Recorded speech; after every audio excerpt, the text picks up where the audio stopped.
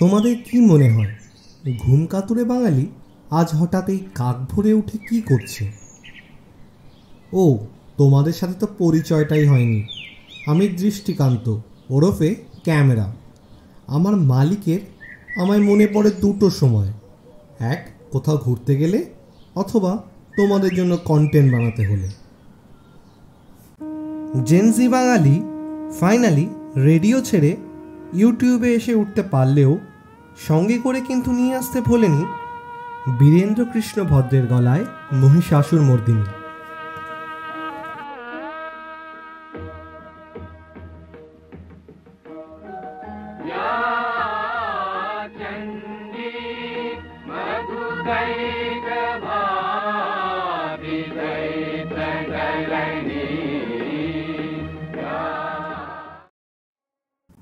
আজ আবার আমায় পেরোতে হবে, তাই পেট ভরে খেয়ে নিচ্ছি সারাদিনের খোরাক। ভাদ্র মাসের এই চড়া রোদে এ কোথায় এসে পড়লাম রে বাবা।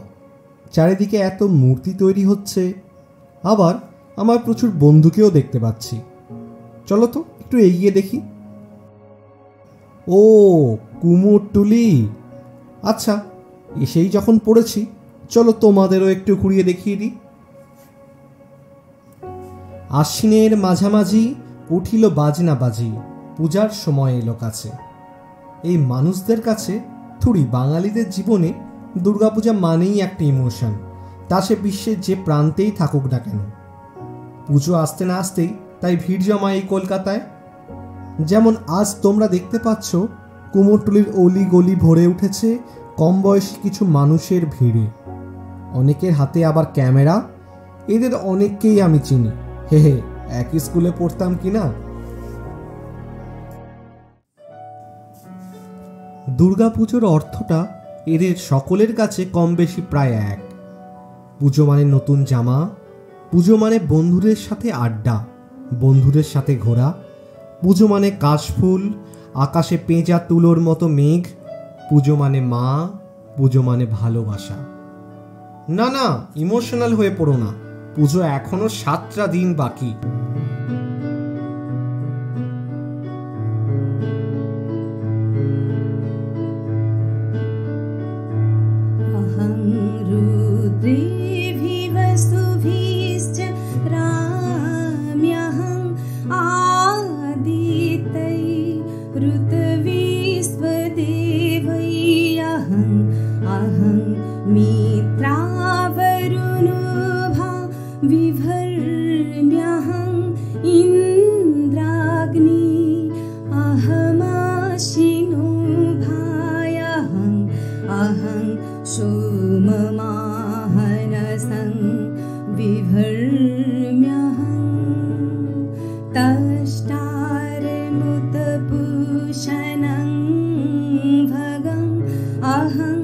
दधामि द्रविणं हामिष्मते